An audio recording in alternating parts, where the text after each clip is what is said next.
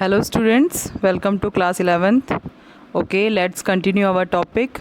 हमने जो है अपनी लास्ट वीडियो में पढ़ा था कि किस तरह से जो बुहाई वंश है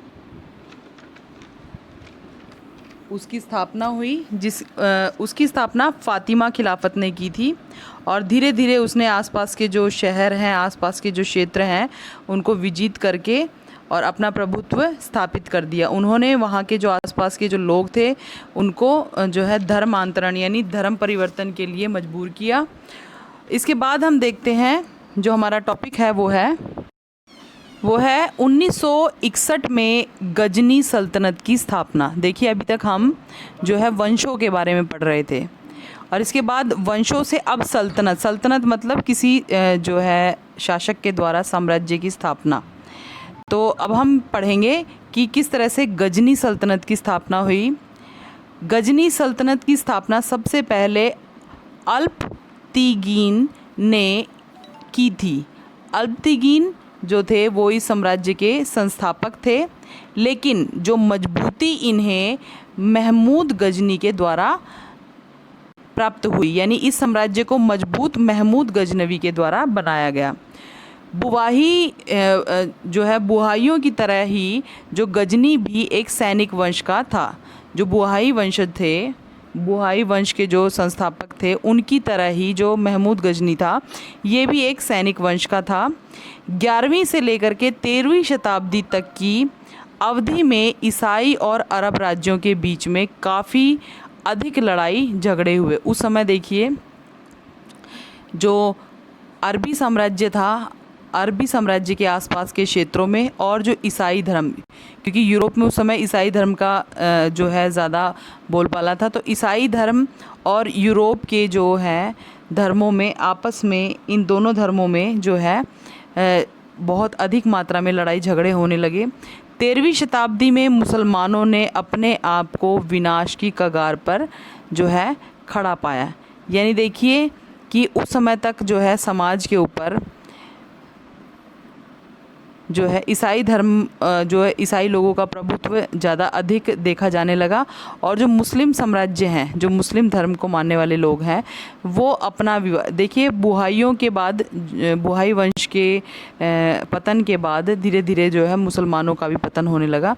तो उन्होंने मतलब अपने जो है इस धर्म को विनाश के कगार पर पाया। इसके बाद देखिए धर्म युद्ध हमारा जो है नेक्स्ट टॉपिक है। धर्म युद्ध का अर्थ होता है कि धर्म को मुद्दा बना करके लड़ा जाने वाला युद्ध, ये जो है धर्म युद्ध कहलाता है।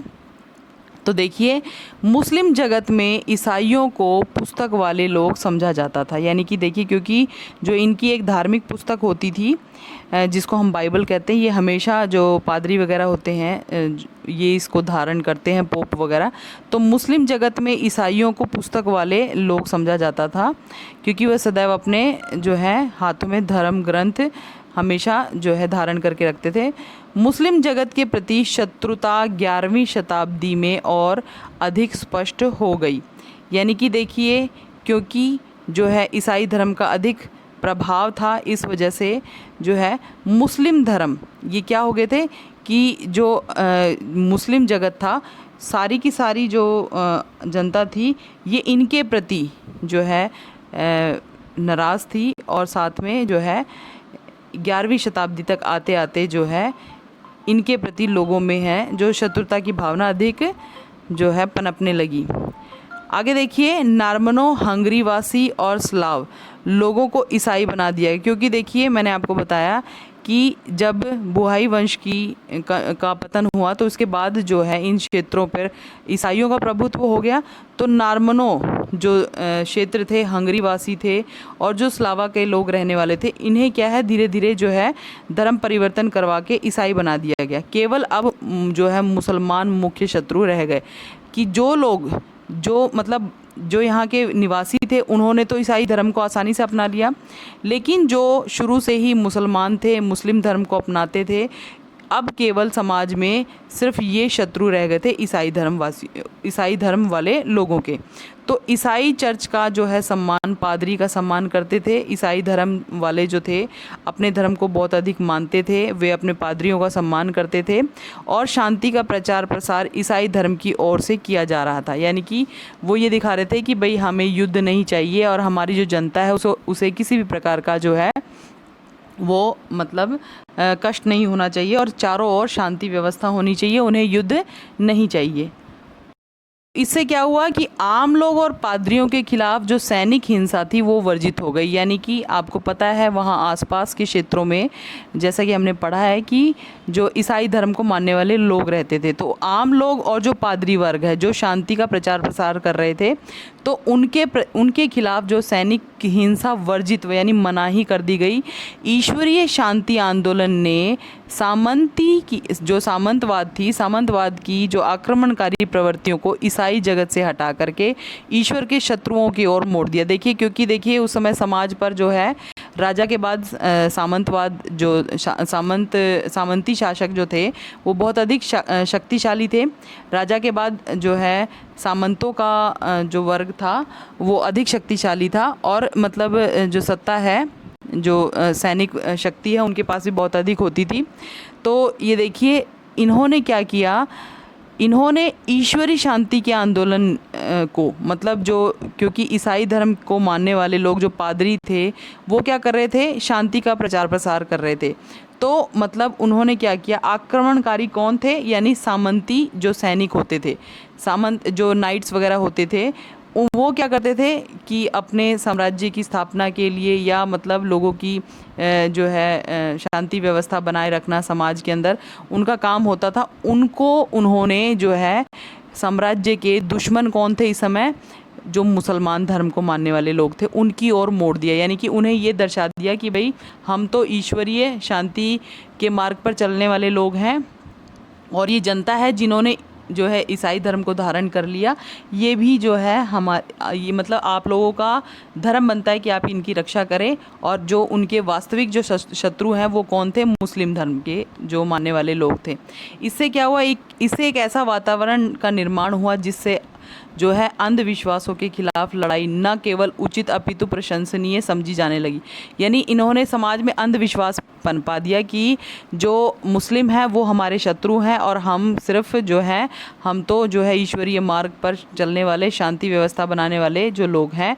और अब क्या कर दिया गया है कि अब जो मुसलमान धर्म को यानी मिटाने के लिए या मुस्लिमों के ऊपर अत्याचार करने की जो प्रवृत्ति थी उसको प्रशंसनीय समझा जाने लगा। यानी कि अब इसको बढ़ावा मिलने लगा, मतलब लोग इनको क्या कर बढ़ चढ़ करके मतलब जो है मुसलमान धर्म को मानने वाले लोगों के ऊपर अत्याचार करते, उन्हें अपने साम्राज्य से जो है ये मतलब इस धर्म को बिल्कुल मिटाने पर जो है उतारू हो गए थे।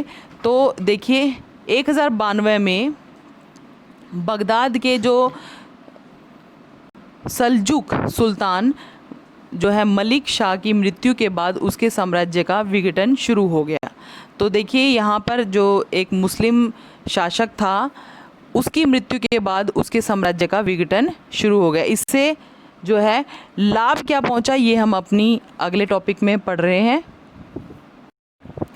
तो इसमें हम करेंगे कि जो मुस्लिम साम्राज्य था मलिक शाह सल्जुक सुल्तान उसकी मृत्यु के बाद किस तरह से जो है अन्य साम्राज्य को जो है लाभ हुआ। इससे देखिए बाइजेंटाइन साम्राज्य एलेक्सिस जो फर्स्ट था उसको एशिया जो है माइनर और उत्तरी सीरिया को फिर से हथियाने का मौका मिल गया। तो देखिए जब ये सुल्तान की मृत्यु हुई, सल्जुक सुल्तान की मृत्यु हुई, तो इसकी मृत्यु के बाद क्या हुआ, आसपास के जो क्षेत्र थे वो सजग हो गए, सतर्क हो गए कि अब इन पर जो है किसी भी कोई भी शासक नहीं है तो इनके आसपास के क्षेत्रों को हथिया लिया जाए। पोप अर्बन जो द्वितीय था उसके लिए ईसाई धर्म की जीवित प्रवृत्ति को जीवंत करने का अच्छा मौका मिल गया कि यानी कि देखिए अब मुसलमान जो थे वो उनके वैसे भी शत्रु थे, और उनकी शासक के मरने के बाद क्या हुआ, इनको ईसाई धर्म के प्रचार प्रसार का जो है मौका मिला। ये अपनी जो है अपने धर्म का प्रचार करते और इसका जो है उन्हें बहुत ही अच्छा गोल्डन चांस मिला। तो ये देखिए 1095 में पोप ने बाइजेंटाइन साम्राज्य से लेकर के पुष्य देश को मुक्त कराने के लिए ईश्वर के नाम पर युद्ध करने का जो है आह्वान किया।